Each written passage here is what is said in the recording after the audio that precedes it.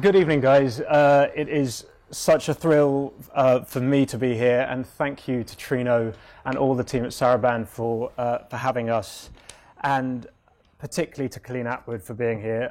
Colleen is currently working on the second Fantastic Beasts film. She was simultaneously also designing Tim Burton's Dumbo until about 3 weeks ago, as far as I can see. And so she actually came straight from set today. So we're so grateful that you're here. Colleen is one of the most formidable artists that I've ever had the privilege to work with. As Trino said, she has had huge acclaim. She was nominated for 12 Oscars. She's won 4. And the variety and the span of her work from Philadelphia and The Silence of the Lambs, through to collaborations with Tim Burton, with Rob Marshall, with Jonathan Demme, with David Yates. It's an extraordinary variety of work. And so we're so thrilled to have you. Oh, thank you. Thank you for being here. I wanted to start with, I read that you wanted to be a painter. Is that true? It's true. And it's what true. happened? I studied art. I chickened out. Life happened. I had a child when I was 17, and I had to make a living, and I did study art, and I got, at the time when, I was that age, there were a lot of art scholarships, so I did get to go to a great art school in Seattle, Washington, called Cornish School of the Arts, and I studied painting there. But I had to work the whole time. I wasn't like, I could just go do that. So I ended up working, selling Yves Saint Laurent clothes in the early 70s when his stuff was just like so new and, a whole revelation in fashion, and working in retail to make a living. And eventually I became a personal kind of buyer for all these people for couture. So I started going to the shows and doing that. And then my daughter ended up being old enough that I could move on and start seeing what my life was going to be, which I was about 27, 28. Mm. And I moved to New York and started my life in costume, but sort of at a very kind of, sort of at the bottom of the food chain, as it were, like doing any job I could, like, living in the back of a loft, doing whatever I could to make it work. And because I think I had the basis in a strange way, like in seeing the transition in that period between clothing that was like sort of the traditionalists like Givenchy and the kind of beautiful couture clothes they made into Saint Laurent, and the idea of ready to wear that was really high fashion, it set me apart from the other people that were kind of trying to come up doing that. And even though I didn't really know in film what I wanted to do, I met somebody by chance, and her mother was a production designer, and randomly I got a job on a movie called Ragtime, that working in the art department because someone didn't show up for work the first day. Oh. And that kind of led to, one job led to another. We won't talk about how much money I didn't make because it was really, some of you guys are going through. It's just like you just do it because you love it and you're going to do it. And it came from that. And painting kind of faded out because I don't think I was that great a painter. I mean, I always dream of painting still. And I think that someday, in my own kind of whacked out way, I might like go back to, I'll be blind and my hands won't work.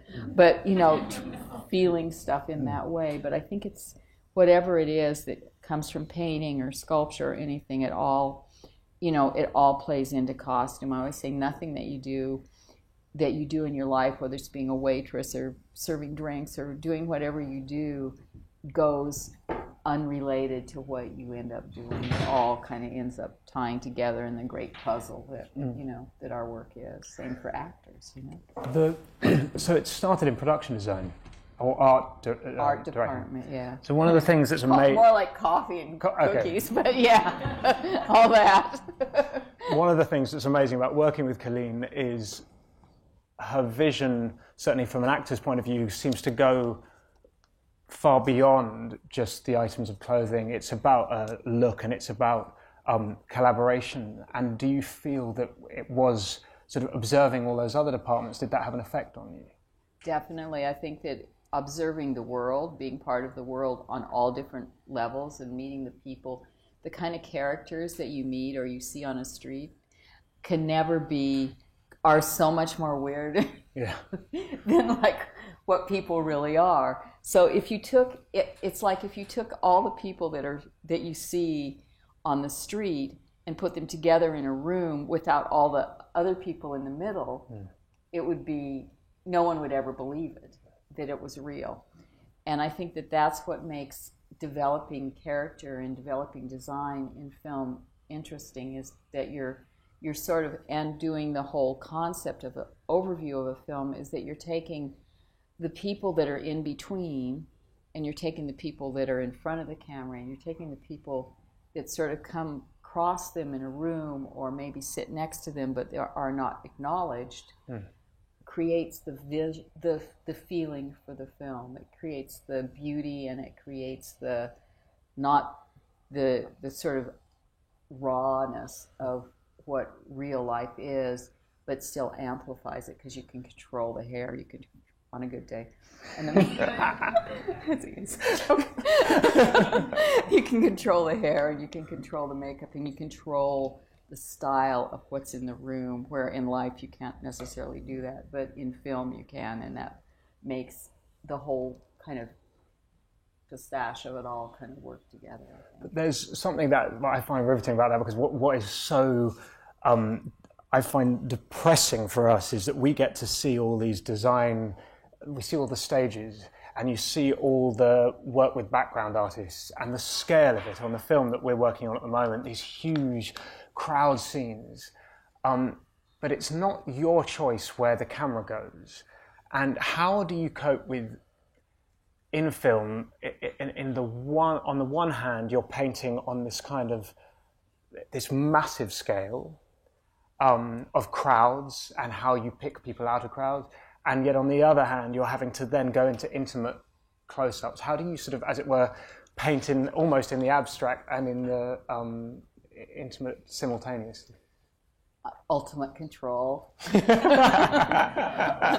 Like, nobody can look bad, because if they do, they'll be right there. Like, there's always these people that you go, oh, not them again. The second there's a close-up of an actor with somebody behind them, they'll be in the front row, like giving the wave. It's just like, there's people that are heat-seeking missiles for that. So I always kind of try to like bong them to the back. But you're part of that process, the casting process of extras almost. Well, it depends on the film. On Tim's movies, definitely. Yeah. I have total control over that, with his blessings, because he so doesn't want to do that. On other films, it's different. It just depends on the kind of mix with different departments, how that plays out.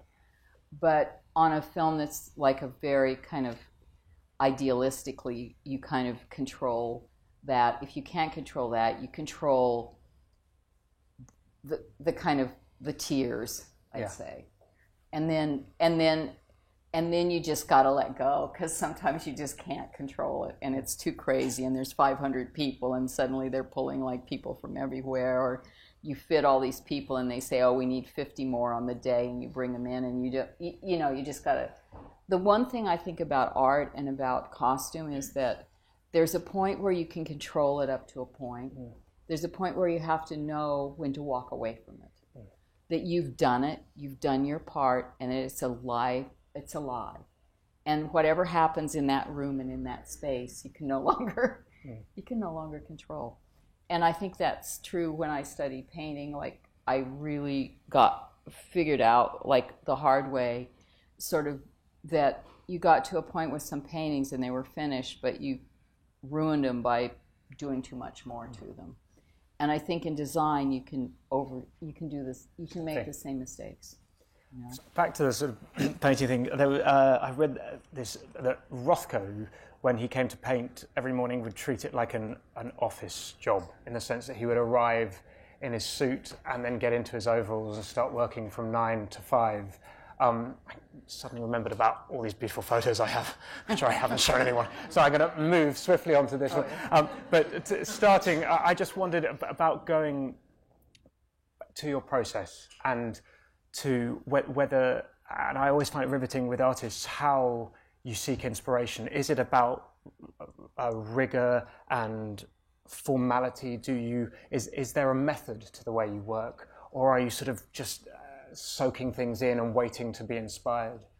I think for me, I think everyone's different in how their brain works and how that process works for them. For me, I'm a morning person, so that part of my process is sort of really disciplined to begin in the morning.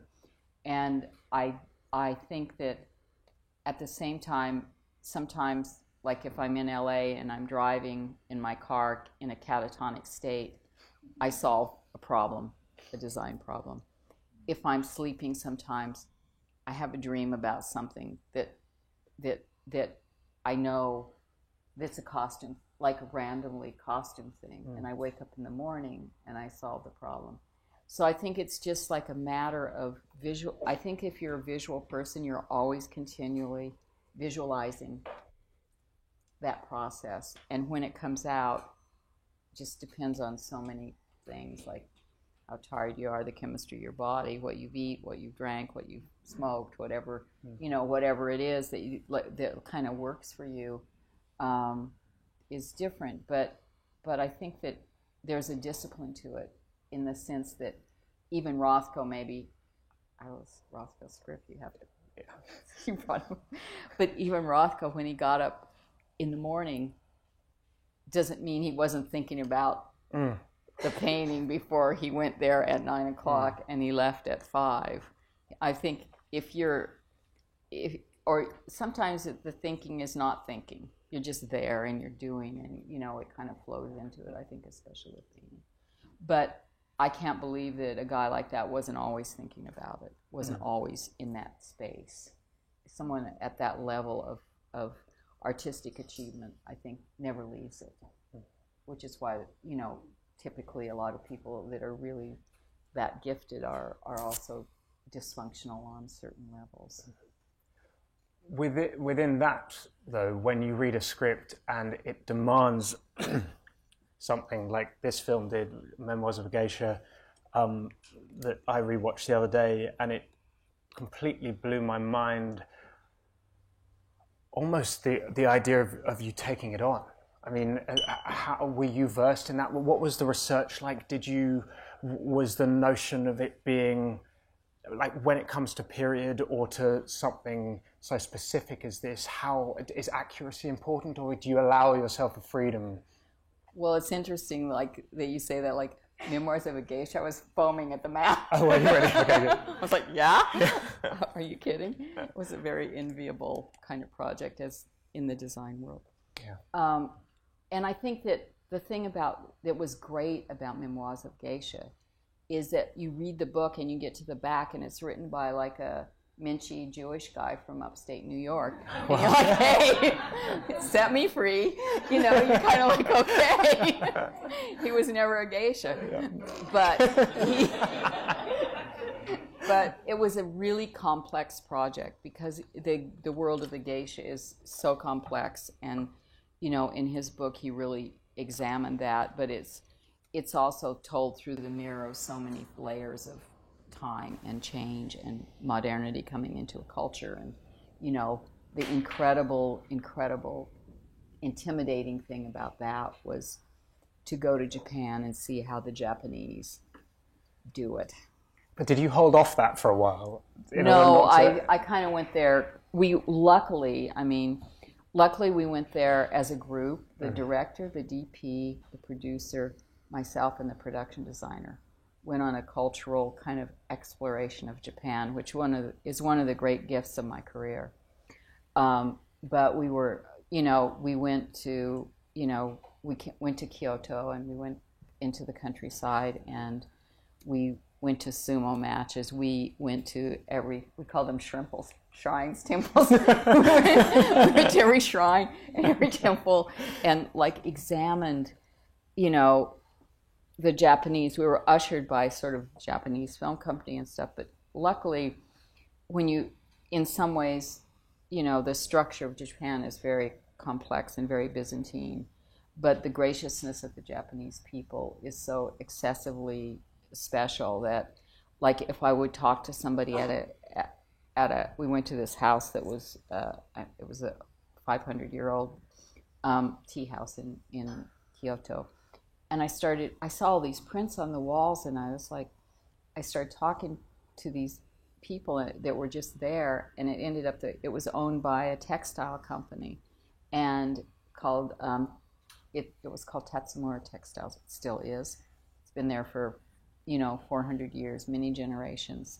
And I started talking to the people there, and I was like, how come all these, what are all these amazing textiles and things? And the guy go, oh, well, there, in that culture, if you have a huge, it's a status thing to take a treasure and treasure it.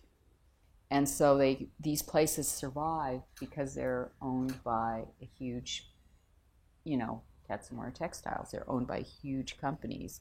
And Tatsumura Textiles wove stuff for me for the film graciously, because I got busy with the people and started talking to them, and they were amazing. But they do stuff for museums, but they also do stuff for the inside of airplanes. Mm-hmm. The journey is, you never know where you're going to end up when you start.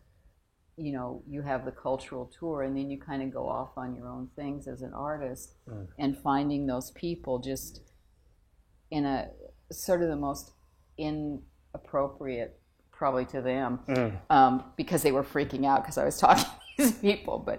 But there's so many ways that you can discover within the parameters of a structure that it kind of took the level of, you knew the level of artistry in that culture and in the thing, but modern Japan doesn't know much about. They aren't so embracing or knowledgeable about the geisha. Right.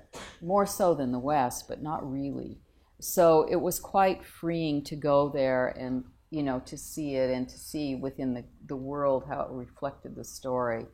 To wind it up there. So, next but interesting the thing of discovering specialists, because that's something, through our experience of working together, all the elements of the costumes that I've worn, whether it's the boots that are made by a leather maker in Italy, or to the specifics of the fabrics that you've found have then been laser printed on top of, it seems to me that a massive part of your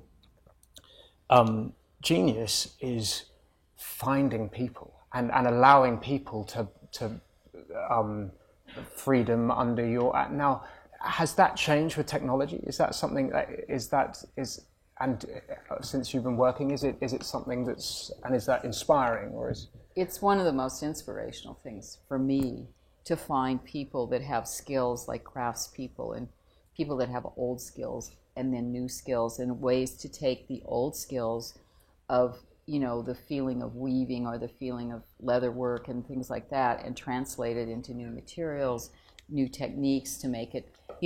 Sometimes I have to make 1,000 suits of armor, or all these, like a huge amount of things, so you can't really do it the old way, but you can take the old way and figure out how to make it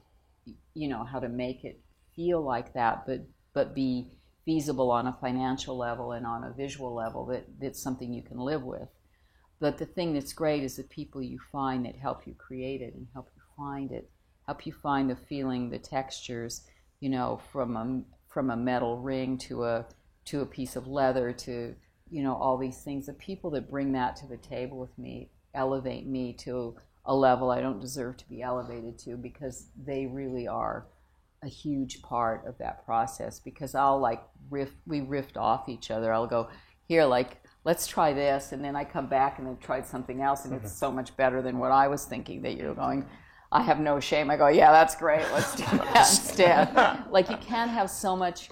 I think that you can't have so much pride in your own kind of vision that you can't close it to other people's visions. And I think that embracing it all makes your work, it brings your work up artistically, and in the film process especially.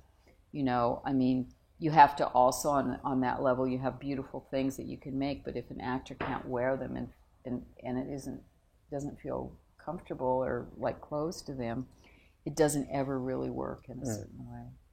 So going back to, I suppose, process, the notion of collaboration is weird. One of the weird things I find about films is that everyone involved in it reads a film in a vacuum, or reads a script in a vacuum, whether it's the director, the costume designer, the actors, the production designer. Everyone has their initial instinct on something, and those things are strong instincts. And how, in your process, you then have to very quickly collaborate. And what I find interesting as an actor is one of the first people we speak to, normally months and months beforehand, is the costume designer. And weirdly, that's just when the thoughts are germinating, and so it's almost one of the most, for me, one of the most specifically influential moments. How much in collaboration is it about you retaining what your instinct and idea is, and really fighting for that if you think it's stronger than someone else's? And how much is it actually about your clothes fitting in with the way the production designer views their sets, or the director's take on it, or the actor's very specific? Yeah, does that make sense? I don't know if that makes sense. All that stuff. So, well, for me, like you, the first thing I do is read the screenplay, and then talk to the director about his or her vision of that particular story. Sometimes when I read something, I see it, and sometimes I see it very strongly in a color, in a thing, and then when I go meet with, I hold back the first time, because when I first meet with them, I don't want to go, well, I think that's red, and that's all that. But you kind of like examine their point of view first. Depending now, because in the span of my career, the compression of the preparation of the particular vision of the film has become very, very tight. So it's economics, it's modern times, everything's faster. So what I usually do when I come in for my first meeting with the director is I have images that I just kind of find that kind of in my own kind of way relate to the characters. And I usually approach it from, my first approach is more from who that person is to me. So I'll go back to images of different people I see from books that I own, and things ways I kind of my personal journey about the character. And I take that into the director, and it's sort of good to get, because a lot of times with film directors, the process is a reactive process. So you show them things and you see how they react to them, how they relate to them, if they connect with it, or if they're like, huh? So it's kind of, it just depends. But what's interesting, I think, what I've noticed with you that's so specific is that the way, whenever Colleen will show an image to our director, you'll have photographed it properly. It's like you want to show a complete, or it's not just a random photo you've taken. You want it to be seen in its best light. Which I've never noticed before with any other, which I think is interesting, because you want it to, because when directors are having to take so many pieces of information every day, you want it to be properly shot and sort of framed. Yeah, I mean, the job of a director is beyond what anyone in this room could probably really imagine.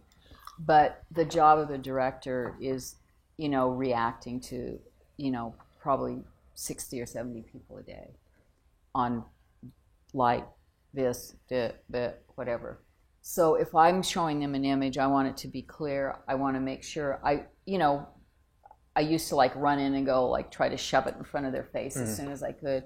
Now I just watch them and I see when their brain's kind of like, maybe there's a moment that I can like stick it in there, that like, that they want to think about it. Because the other thing that's dangerous is that if the director looks at it and he's not really seeing it, which can happen if the light's crappy or if it's not a good image or if it's the wrong time.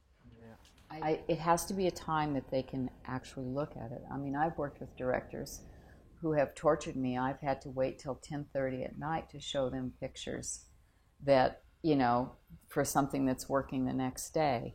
But that's part of their process. That's not my process. Yeah. My process is much more prepared than that. And it's not that they're not prepared, they're just messing with you. But it's really important to kind of if you're talking images, you're talking like on a lot of the films we're kind of relating to now, a lot of geisha, whatever, Huntsman, those kind of, it's iconic images. It's images that it's not about 50 costume changes. It's about creating an iconic image for a character.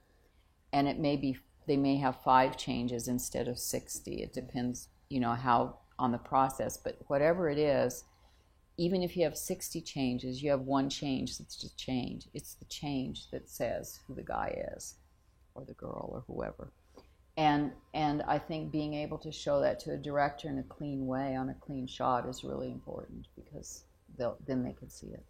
I've got a slide of Philadelphia here, and how does, which is another extraordinary piece of work, how does the variety of that world, say that the Fantastic Beasts or one of the Tim Sweeney Todd, I suppose there's a period of theatricality in the fantasy world, and yet is it as challenging doing? I think it's equally challenging. It's a different challenge to do sort of tell a story in a contemporary way in the costume world. There's like certain things, like in Philadelphia, I had, Tom had a tremendous amount of weight loss that he underwent in the film. Denzel was an up-and-coming lawyer. I mean, they didn't have money, either one of them, so they weren't in the best of suits. So you go to the Men's Warehouse and you try to get real with it as much as you can, and then you try to elevate it to a kind of palatable film level, because even though it's from the Men's Warehouse, you're putting it on Denzel Washington, so you don't want it to really look crap. You need to alter it and kind of tailor it in and make it look like it came from Men's Warehouse, but it actually fits him, which is kind of one of the saddest things, I think, on the street with menswear, is that you see these guys in their suits and they still have the little tack in the back pleat on the It just makes you want to like go up and clip it. But it's just like that there's not an awareness that you can take something kind of mundane, and if you make it fit right, it can look real, but it can look better. And that's sort of, I think, the secret to sort of modern day film design. Don't be indulgent that it has to be just that kind of off the thing.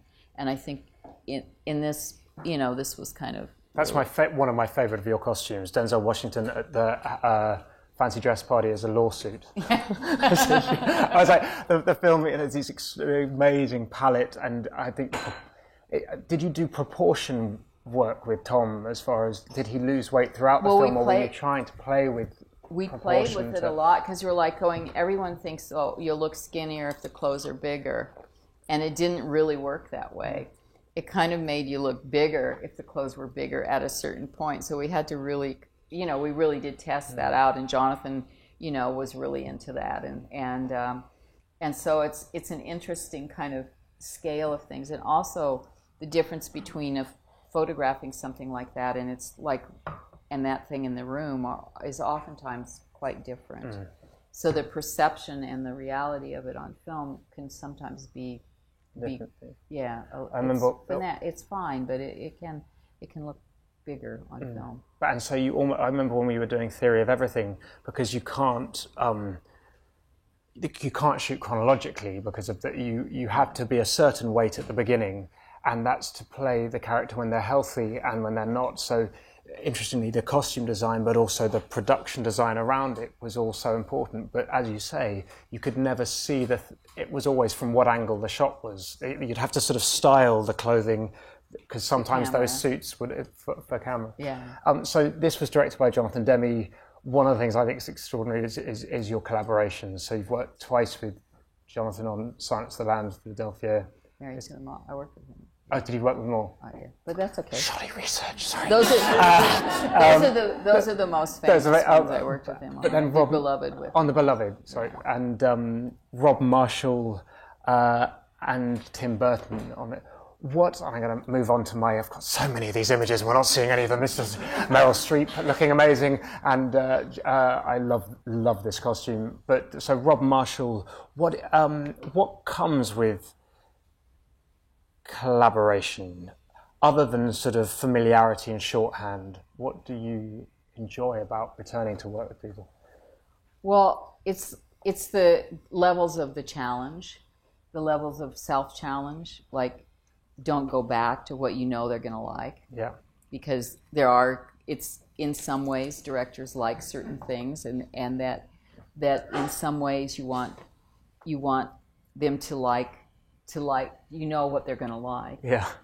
But you want to make it better than that. So, with Rob and, with Tim, who I've worked with the most of any director I've worked with, there's a certain kind of stylistic, kind of iconic kind of design that they like. Rob, he did Rob's a child, he was in the first cast of Cats. He's a New York guy. He's from this, he did Cabaret. He's done, he has that kind of vibe to what he likes.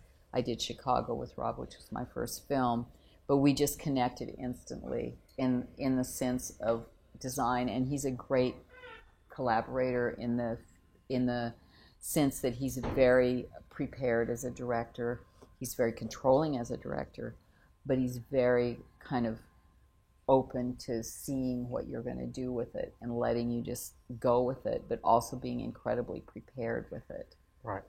Where a designer like Tim Burton, who's a great artist in his own right, and is intimidating in the sense that he's such a good artist and he's such a good designer in his own way. As in practically, he's he started in animation. I mean, somebody I spoke to here is from Cal Arts. He went to Cal Arts.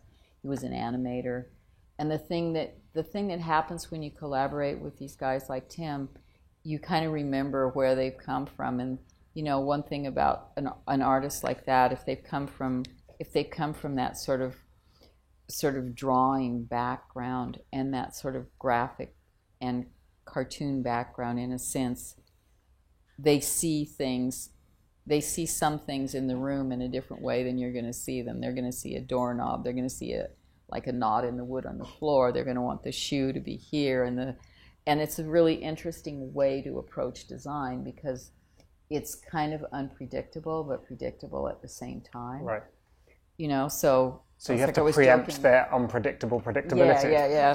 It's kind of like, and take it somewhere else, like grow with it. And when you do and you connect with it, like I just had a really great time with Tim on Dumbo, which is kind of, I think, took what our collaborative process is to a new level. Same thing on Fantastic Beasts. I know we're not talking about the new one, but like working with David Yates again on a project like that, like taking like what we spun out before with all you guys and putting it in a new kind of parameter is a really great kind of journey with design. It's like doing, it's like taking something that you know really well, but making it something else entirely and being free to do that because the people you're working with give you the trust. And it's a huge part of collaboration is trust, I think. One of the things that there are specific sort of type of films like Into the Woods and Snow White and the Huntsman, and I suppose in some ways Alice in Wonderland. They're fairy tale, they're fictional, and yet they have to be rooted somewhere. So how do you find films that don't involve you going and learning about the period or working on something? How do you find a sort of homogeny or create a world in which all of these characters can live, and yet you can have Johnny as you have all these different characters with such a sort of vibrancy to them, and yet the world feels one. Where do you start? Well, I think with the musical films, say that Sweeney, that Chicago, that you start with the music, right, and the origins of the music and the texture of the music, and you sort of that's your inspiration, and you spin off that. Say Chicago, it's really gritty, 1920s. I went. Man Ray came to mind, his abstract photographs of the 20s of the girls in the sort of bondage things and all that stuff was like my huge go-to on that movie.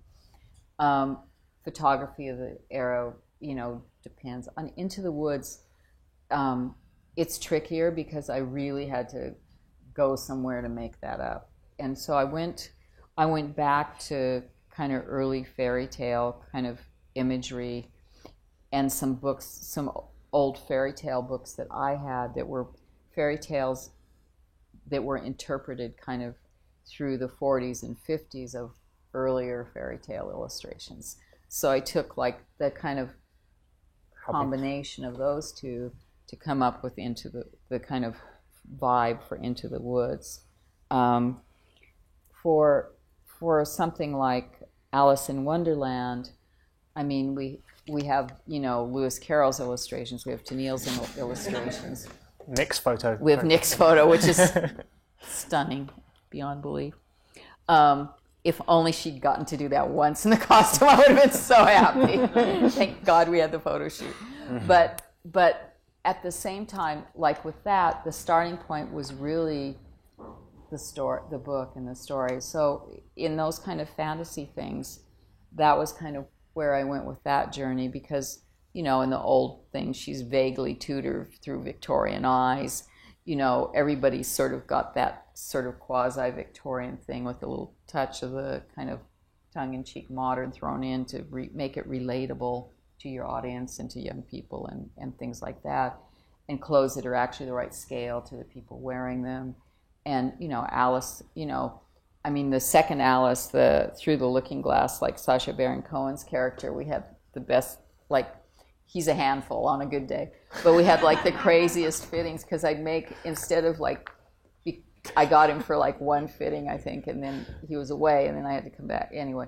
But I made his costume shapes out of brown paper. So I go, this is the hat shape, and this is your shoulders, to get the scale and the shape of it out of paper. So everyone in the room, because on those films, speaking of collaboration, sometimes you have a studio and you have producers in the room. You don't just have you and the directors, and you have a lot of voices. So with those things, I actually literally, in the room we were cutting stuff out of paper to see what would work, and it really worked great. It really did work. And I was like, it's like the pattern. But it really was a way to actually visualize scale on the person in the room and what you could get away with and where you could go with it in a way that I hadn't done before. But it was really a fun, I've always loved those costumes made out of paper. I think they're beautiful. But it was a really fun way to discover some things about that. Which had nothing to do with anything really in the story, but it's just a way of figuring it out quickly, which sometimes you really have. And have you used that technique again? I have used it again, especially in the millinery area, because sometimes hats can be quite, the scale can really be off, and by the time you get it with the actor in the room, it's a hard thing to correct quickly by blocking it. Can I talk about this hat? Well, that hat was actually I bought that in Indonesia.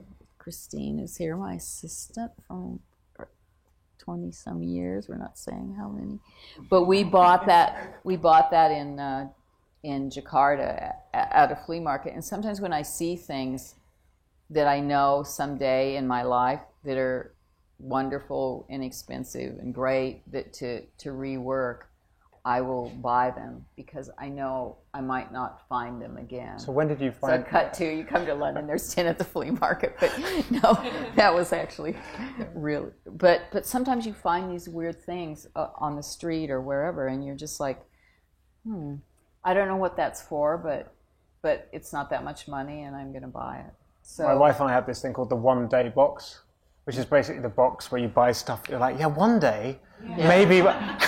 In this sort of aspirational world that you might live in, you never know. I think it's random true. Bits of fabric. And I think when you have an attraction to something, in a strange way like that, and I'm not a collector. I don't have enough of anything to have a real proper collection, but I have things, and a lot of them are little pieces of fabrics or things I've acquired along the way, and I'll get a job and suddenly it'll be the thing that makes this costume for a job. I mean, you just never know. It's just something you connect to, and it's worth acquiring if it's not too crazy, One of the amazing things from our point of view about wearing Colleen's costumes is how they feel. Sometimes you work with costume designers and you feel that it's about what's on the outside, it's about what you're showing to the camera. But quite often, from an actor's point of view, what you're finding comfort in a costume can come through a physicality or through how the way something moves. A lot of our work on Fantastic Beasts was how the coat moved and also we actually we started with a Tom Brown coat, didn't we? For the jacket, tightness, for feeling that it was too tight within himself, and his trousers were a bit too sort of short because it was all about his gait.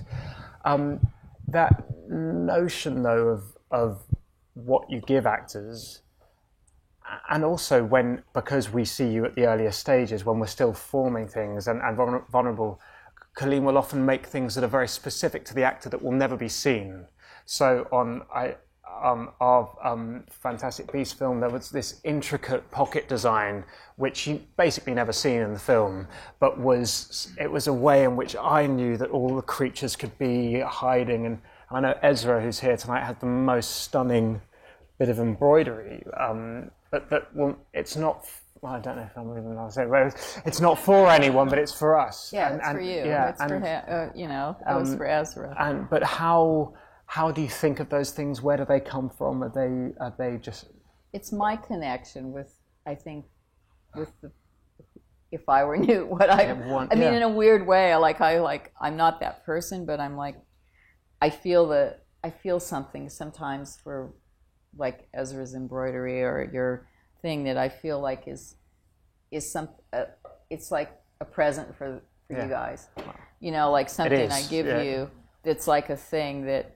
I do it with Johnny a lot too, but that kind of it's a little bit of magic that makes you both smile at the same thing. Yeah, and luckily I have the talent around me that if I say, "Can you embroider an eagle in a day on the back of Ezra's coat or a phoenix? Can it happen? Can you do this?"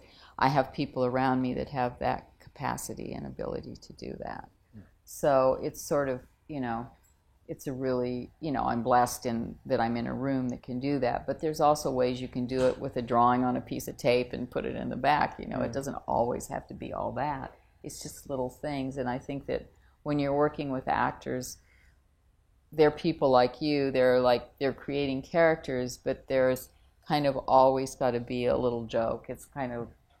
There's got to be a little lightness to it that can make make them smile when they put it on in the morning. And 50 days in a row. It weirdly makes you it doesn't feel like, it feels like clothes. Yeah, because it's the same relationship that you have with clothes, a specific reason that you bought something. Or tell me, in relation to the fashion world, so you started working for or working? Was it at a Saint Laurent? Department store, yeah. Called How influential is that world to you? Is it something you?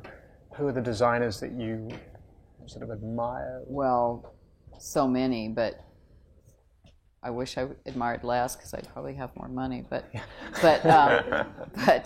you know, obviously McQueen, you know, is one of the greatest designers of our generation. I think Azzedine Alaïa, Yamamoto. I mean, so I'm not up on like everybody, but you know, in film design, Adrian from the 40s and 50s.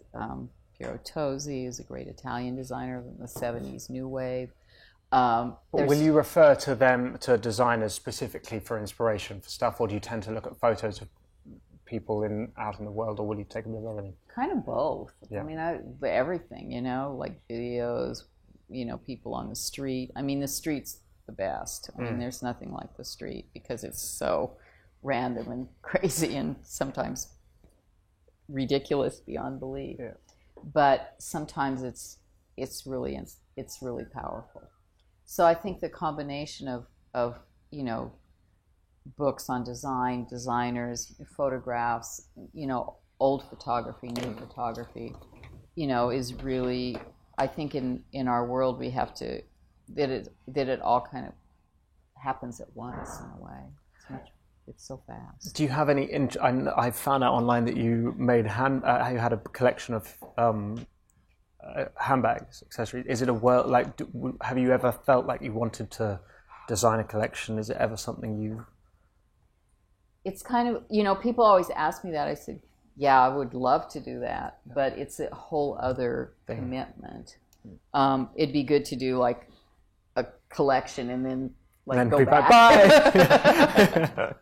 Yeah. Because it's a different, you know, I mean, it would be, at one point in my life, I made a choice. Yeah. And the choice I made is, you know, for me, I think the right choice. You know, I love fashion and I love contemporary fashion and seeing what everyone comes up with and all the new materials. And I feel like I'm part of it, even though I'm not, you know. But I'm a great consumer.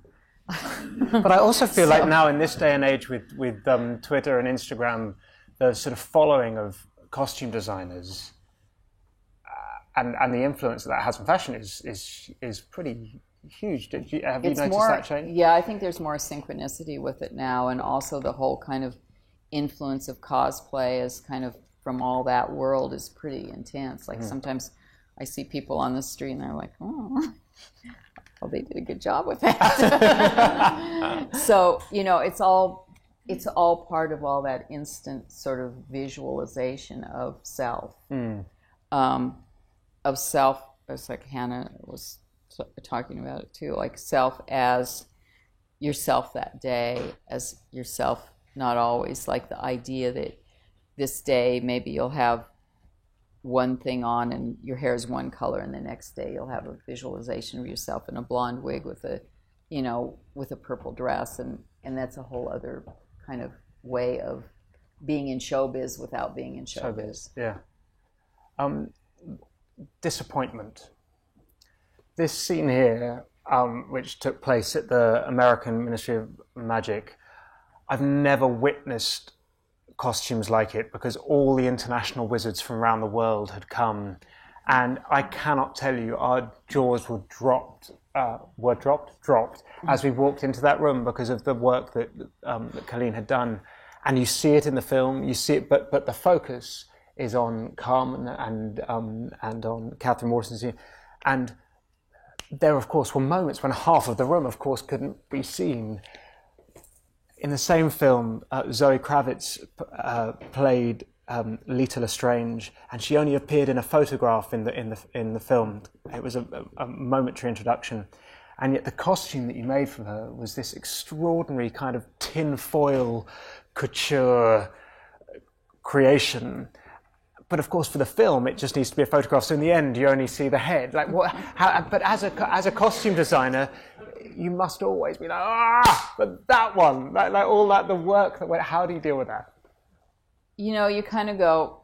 You you just go for it for everything because it's so much fun to do it, and it's so beautiful to do it for someone like Zoe Kravitz, who's exquisite. But you just kind of go for it, and then you're like, eh. But the day that you don't go for it is the day the whole thing will be on camera. If you don't go for the shoes, if you don't go for the whole thing, is the day that it's a mess. On IMAX is like because I have a great story about that. I did a movie years ago called Wyatt Earp, which was a huge Western film, and in it I had, whenever you have Chinese workers from 1800 to 1920s, they have very specific footwear, and you have to make it. You can't, like, it's not the little slippers you buy in Chinatown with white socks. It's just like, it's very specific. So I had like a limited budget on this movie for all these railroad workers. So I had probably 50 or 60 pair of the right thing, and then I had cheated on the rest, and to the point of some of them actually being in those Chinese slippers with tube socks. And far away. I mean, the shots were so huge. It was like massive. And I was like, okay, because I said to the director, I don't have anything. He said, don't worry about it, And then I'm standing, and you're so spread apart from the people that are working where camera is. It was like an 800 mil lens, so it was like they were miles away. And I'm at the monitor, and there's this crane shot, and the crane shot starts on these guys. Oh my God. And it goes up, and I was like, oh. And by the time I got there, it was done. Oh, no. And I said to the guy, can you cut it? He said, no, it's a continuous shot. Oh, my God. It's like, luckily when the movie came out, you like don't really see it, but it's like, it taught me a lesson of my life. Oh, wow. But it's thoroughness, my God. It's in the detail. I mean, the day that you don't do it is the day it'll have its big close-up. Close-up on feet. Close-up on feet. Cut to 5-minute crane shot. Cool.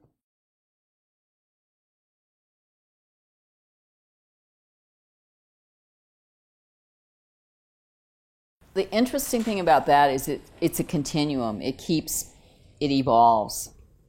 So one thing is that there, in some areas it's gotten better because the middle ground, the middle to dark, at first was really bad. Like anything that was kind of darker than sort of a medium kind of gray went black, especially if it was next to anything light. So a lot of times what I learned to do is I'll overscreen a fabric with a lighter color that kicks back light. That's a kind of invisible texture that helps give it texture and life so it doesn't go flat in the lens. And the lighting is a huge part of that. And also I think the HD loves a little bit of reflection. So I try to use materials or a screen that's got a little bit of a kick in it. The other problem is fill light, which is, God's gift to the green screen, is like just plonking a huge kind of flat light in the, to light everything. Is where in film lighting, which, luckily at my age I started out when people were actually really lighting for film, you got a different kind of lighting and a different kind of style of lighting that was more expensive because of the kind of lights. It was an LED.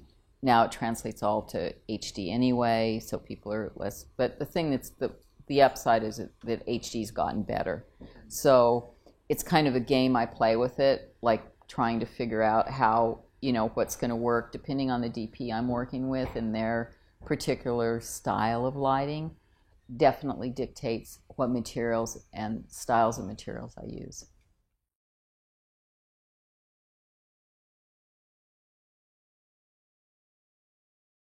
I have to say I'm kind of crappy at drawing, but I can kind of figure it out from, I do like rough drawings and images, but a lot of times my influence comes from like a textile or a kind of rough thing that way.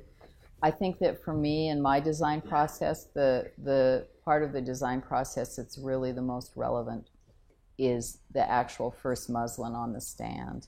Because no matter what you draw it becomes something else when it's actually fabric on a dress stand, and that's kind of the collaboration with me on the design level is with my cutters, who are the pattern makers that I collaborate with, and being in a room alone with them when nobody's there and just taking it and putting it on there and drawing on it and pinning it and figuring it out with them is really where the journey really begins for me.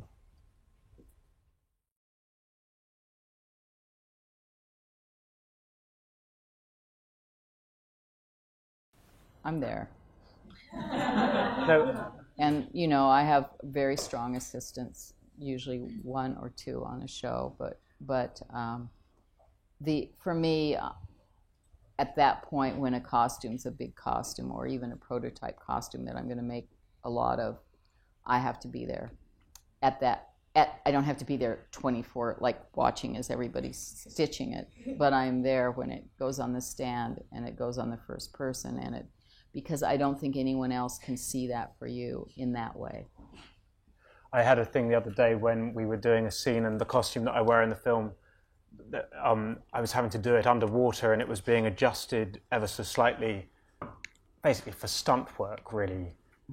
And I remember sitting there with the gentleman who helps dress me, and Colleen had come literally for the fitting of that time, and I was like, I've never experienced that, and he was like, I've never experienced that. So she's there is the and it's I mean, back to kind of what I started, the graft.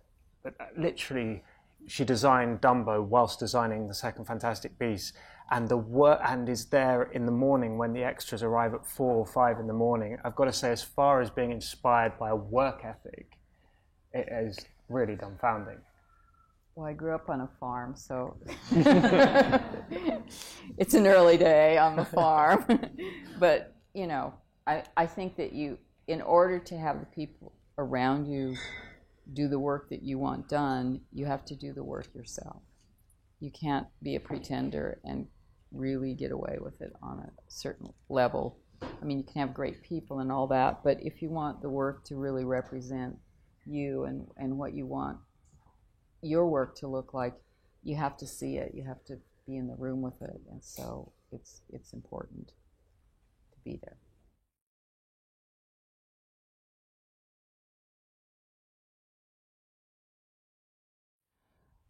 It's a journey. I mean, I have amazing people in the States and here that are really good craftspeople, like stunning. I think I encountered them for the first time on the level of, that I'm working with now. Probably, I did a early Superman with Tim Burton that never saw the light of day and I collaborated with sculptors and jewelry makers and sort of people on that, and it sort of introduced me to the world of not just going and buying jewelry, which was kind of my knowledge point prior to that, but to find these people that are craftsmen and mold makers and that began my kind of, that opened the door to me to that could be part of the whole thing. And then, doing the Huntsman's movies and doing, different movies now, what happens is when you find these people, you figure out that a way to journey them into your next project because they become part of your design family and you don't want to lose them. And they go off and do other things, which I think is really healthy. But at the same time, it's really great to know that if you don't like something, that you can go to this guy and say, can you make me, buttons that are like what I want? And they can do them in, now with the laser machines, that technology has gotten much faster, much cheaper. And, it's great because it sets you free. You can create every part of a costume in a way that you kind of were limited to before. But I think in that way, using technology with those people that are really good at craft and keep up with it, it's a pretty phenomenal thing, and it's very exciting on any level, on any film that you're doing,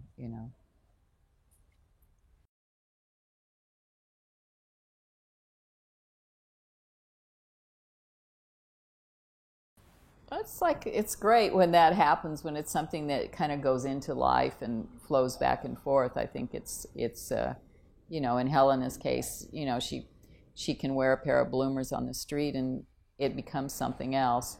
Like, everybody doesn't do that with their costumes, and actors have different relationships with them. But I mean, it's funny because sometimes at the beginning of the movie they go, "Oh yeah, I really want this," and by the end they're like, "Oh," because they've been wearing it for like 4 months and they never want to see it again. But it's fun when I like seeing it. I like seeing it on the street. I was telling somebody the other day, like, my biggest compliment is like when on Halloween, when you see all the people out in your stuff. It's like little kids, drag queens, like everybody, like embracing the world. It's a fun thing.